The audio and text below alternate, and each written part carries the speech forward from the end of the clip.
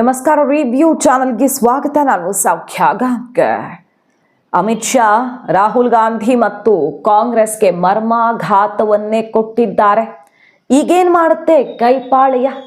ಮತ್ತೆ ಅಧಿವೇಶನದ ಸಮಯದಲ್ಲಿ ದಿಢೀರಂತ ಜರ್ಮನಿಗೆ ಹಾರ್ತಿರುವ ರಾಹುಲ್ ಗಾಂಧಿ.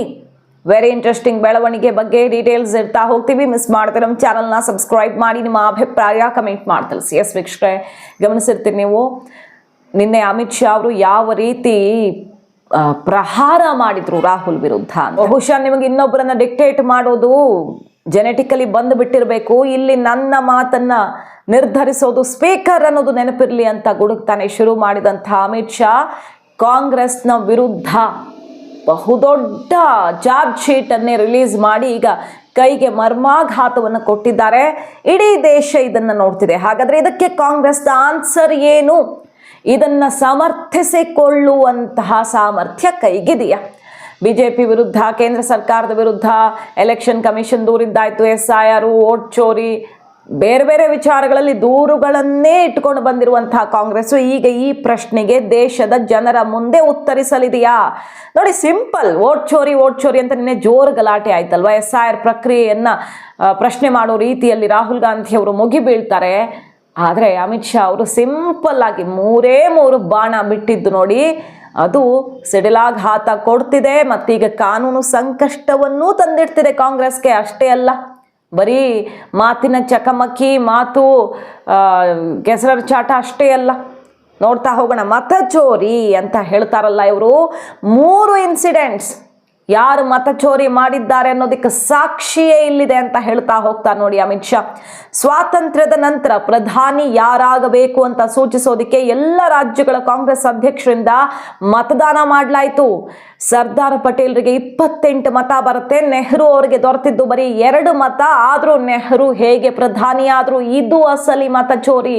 ಉತ್ತರ ಕೊಡ್ಲಿ ತಾಕತ್ತಿದ್ರೆ ಅನ್ನೋದು ಅಮಿತ್ ಶಾ ಅವರ ಮೊದಲ ಸವಾಲು. ಎರಡನೇದು, 1975 ಚುನಾವಣೆಯಲ್ಲಿ ಅಕ್ರಮ ನಡೆಸಿ ರಾಜನಾರಾಯಣ್ ವಿರುದ್ಧ ಇಂದಿರಾ ಗಾಂಧಿ ಗೆದ್ದಿದ್ದಾರೆ ಅಂತ ಅಲಹಾಬಾದ್ ಹೈಕೋರ್ಟ್ ತೀರ್ಪು ಕೊಡ್ತು. ಅದರಿಂದಾಗಿ ಇಂದಿರಾ ಗಾಂಧಿ ತುರ್ತು ಪರಿಸ್ಥಿತಿಯನ್ನ ಘೋಷಿಸಿದ್ರು. ಇದು ವೋಟ್ ಚೋರಿಯ 2ನೆಯ ಅತಿ ದೊಡ್ಡ ಪ್ರಕರಣ ಈ ದೇಶ ಕಂಡದ್ದು ಅನ್ನುವ ಅಟ್ಯಾಕ್ ಅನ್ನ ಮಾಡ್ತಾರೆ.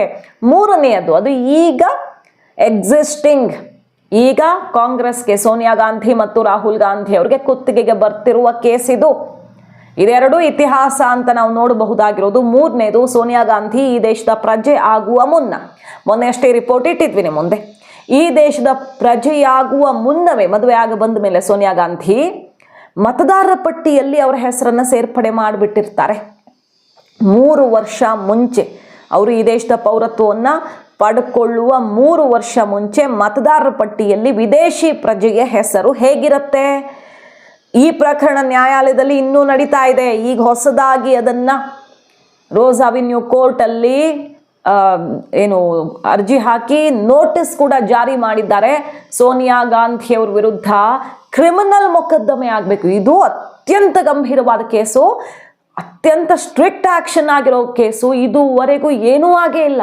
ವಿದೇಶಿ ಪ್ರಜೆಯೊಬ್ಬರು ಈ ದೇಶದ ವೋಟರ್ ಲಿಸ್ಟಲ್ಲಿ ಇರೋದಕ್ಕೆ ಹೇಗೆ ಸಾಧ್ಯ ಅನ್ನೋ ಕೇಸನ್ನು ಈಗ ಸ್ಟಾರ್ಟ್ ಮಾಡಿದ್ದಾರೆ. ಮತ್ತೆ ಗಮನಿಸಬಹುದು. ಅದನ್ನ ಹೇಳ್ತಾರೆ, ಈ 3 ಪ್ರಕರಣಗಳಿಗಿಂತ ಈ ದೇಶದ ಇತಿಹಾಸ ಯಾವುದಾದ್ರೂ ವೋಟ್ ಚೋರಿಯನ್ನ ಕಂಡಿದ್ರೆ ಅದನ್ನ ಫಸ್ಟ್ ಹೇಳಿ. ಕಾಂಗ್ರೆಸ್ಸು ಅಧಿಕಾರದಲ್ಲಿದ್ದಾಗ SIR ಅಂದ್ರೆ ಮತಪಟ್ಟಿ ಪರಿಷ್ಕರಣೆಯನ್ನ ಎಷ್ಟೆಲ್ಲ ಮಾಡ್ಕೊಂಡು ಬಂದಿದೆ ಮತ್ತು ಆ ಮೂಲಕ ಹೇಗೆ ಎಲೆಕ್ಷನ್ ಗೆದ್ದುಕೊಂಡು ಬಂದಿದೆ ಅನ್ನೋ ಇತಿಹಾಸವನ್ನು ನೆನಪಿಸ್ತಾರೆ. ಮೊನ್ನೆ ಅಷ್ಟೇ ಇಟ್ಟಿದ್ರು ಜಾರ್ಖಂಡ್ ಎಕ್ಸಾಂಪಲ್ ಅನ್ನ. ಅಲ್ಲಿ ಈ ಟ್ರೈಬಲ್ ಕಮ್ಯುನಿಟಿ ಡಿಕ್ರೀಸ್ ಆಗ್ತಾ ಹೋಗುತ್ತೆ, ಮುಸಲ್ಮಾನರು ಅವರ ಸಂಖ್ಯೆ ಜಾಸ್ತಿ ಆಗ್ತಾ ಹೋಗುತ್ತೆ ಪರ್ಸೆಂಟೇಜು. ಇದು ಹೆಂಗಾಯ್ತು? ಕಾಸ್ಟ್ ಸೆನ್ಸಸ್ಸು ಮತ್ತೊಂದು ಅಂದ್ಕೊಂಡು ಮುಸಲ್ಮಾನರ ಸಂಖ್ಯೆಯನ್ನು ಎಲ್ಲೆಡೆ ಜಾಸ್ತಿ ತೋರಿಸುವಂಥ ಕೆಲಸ ಹೆಂಗಾಯ್ತು ಅನ್ನುವಂಥ ವಾಗ್ಬಾಣವನ್ನು ಬಿಟ್ಟಿರ್ತಾರೆ. ಈಗ ಈ 3 ಪ್ರಶ್ನೆಗಳಿಗೂ ಮೊದಲು ಉತ್ತರಿಸಿ ಕಾಂಗ್ರೆಸ್, ಆಮೇಲೆ BJP ಮಾಡ್ತಿರುವಂಥ, ಅಂದರೆ BJP ಅವಧಿಯಲ್ಲಿ ಎಲೆಕ್ಷನ್ ಕಮಿಷನ್ ಮಾಡ್ತಿರುವಂಥ SIR ಪ್ರಕ್ರಿಯೆಗೆ ಸೆಡ್ ಹೊಡಿಲಿ. ಸುಪ್ರೀಂ ಕೋರ್ಟ್ ಹೇಳಿದೆ SIR ಪ್ರಕ್ರಿಯೆ ಸರಿ ಇದೆ ಅಂತ, ಬಿಹಾರದಲ್ಲಿ ಅಚ್ಚುಕಟ್ಟಾಗಿದೆ ಅಂತ, ಮತ್ತು ಬೇರೆ ಕಡೆನೂ ಕೂಡ ಕಾನೂನುಬದ್ಧವಾಗಿ ನಡಿಲೇಬೇಕಿದು, ದೇಶವ್ಯಾಪಿ ನಡೆಸ್ತೀನಿ ಅಂತ ಮೋದಿ ಘೋಷಿಸಿದ್ದಾಗಿದೆ. ಕಾನೂನು ಬಲದೊಂದಿಗೆ ಈ ಹೊತ್ತಲ್ಲಿ ಈಗ ರಾಹುಲ್ ಗಾಂಧಿ ಅವರಿಗೆ ಮರ್ಮಾಘಾತವನ್ನು ಕೊಟ್ಟಿದ್ದಾರೆ. ಅಮಿತ್ ಶಾ ಮಾತುಗಳಿಗೆ ಮೆಚ್ಚುಗೆ ವ್ಯಕ್ತಪಡಿಸಿ ಶಭಾಷ್ ಅಂದಿದ್ದಾರೆ ನರೇಂದ್ರ ಮೋದಿ ಅವರು. ಇಡೀ ದೇಶದ ಗಮನ ಸೆಳೆತಿರುವಂತಹ ಬೆಳವಣಿಗೆ. ಎಷ್ಟಾದ್ರೂ ಪ್ರಶ್ನೆ ಕೇಳಬಹುದು ರಾಹುಲ್ ಗಾಂಧಿ ಅವರು, ಬಟ್ ಇದಕ್ಕೆ ಉತ್ತರವನ್ನ ಕೊಡದೇ ಇದ್ರೆ ಅವರ ಪ್ರಶ್ನೆಗಳಿಗೆ ಬೆಲೆ ಇರಲ್ಲ ಅನ್ನೋದು ದೇಶದ ಜನ ಎದುರು ನೋಡ್ತಿರೋದು. ಕೊಡ್ಲಿ ಉತ್ತರವನ್ನ ರಾಹುಲ್ ಗಾಂಧಿ ಮತ್ತು ಕಾಂಗ್ರೆಸ್ ಅಂತ. ಹಾಗೆ ಪಾರದರ್ಶಕ ಮತಪಟ್ಟಿ ಕುರಿತು ಮಾತೇ ಆಡಲಿಲ್ಲ, ನಾನು ಕೇಳಿದ್ದಕ್ಕೆ ಯಾವುದಕ್ಕೂ ಉತ್ತರನೇ ಕೊಡಲಿಲ್ಲ ಅಂತ ರಾಹುಲ್ ಗಾಂಧಿ ಅವರು ಸಿಟ್ಟು ಮಾಡಿಕೊಂಡು ಆಮೇಲೆ ಹೋದ್ರು, ಮೀಡಿಯಾಗಳ ಮುಂದೆ ಹರಿಹಾಯ್ದ್ರು. ಇಡೀ ಕಾಂಗ್ರೆಸ್ನ ಫ್ಯಾಮಿಲಿಯೇ ದೇಶಕ್ಕೆ ವೋಟ್ ಚೋರಿಯ ಮೂಲಕ ಮೋಸ ಮಾಡಿದೆ ಅಂತ ಈಗ ದಾಳಿಯನ್ನ ಮಾಡಿದ್ದಾರೆ. कांग्रेस के अध्यक्ष होने उनके एक वोट से तय होना था. अब 28 वोट श्री सरदार पटेल को मिले और 2 वोट जवाहरलाल नेहरू जी को मिले.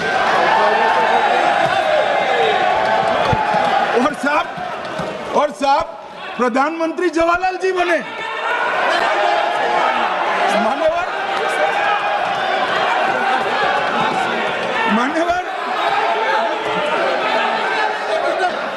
मान्यवर दूसरे प्रकार की वोट चोरी और नैतिक तरीके से चुनाव जीता.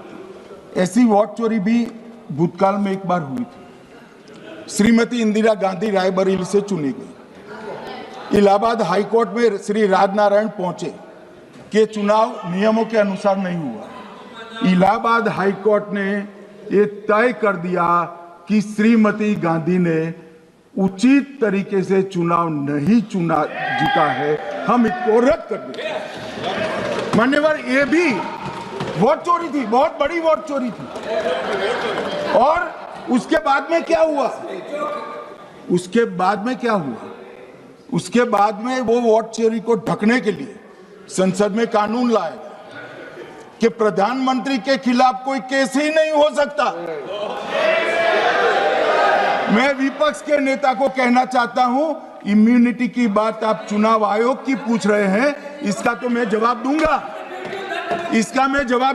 इम्यूनिटी का. मगर ये इम्यूनिटी जो श्रीमती गांधी ने दी थी, इसके लिए आपका क्या कहना है? और उन्होंने तो स्वयं के लिए ले ली. उनका आरोप है, ऐसे नहीं चलता. मान्यवर उनका आरोप है कि सरकार ने बनाया तो लोकतंत्र ने बनाया, तो जो समय का केस था वो बताया है, आगे का तो मोदी जी को भी सब लोगों ने प्रधानमंत्री बनाया है भाई, आपकी कृपा से नहीं बने हैं. मान्यवर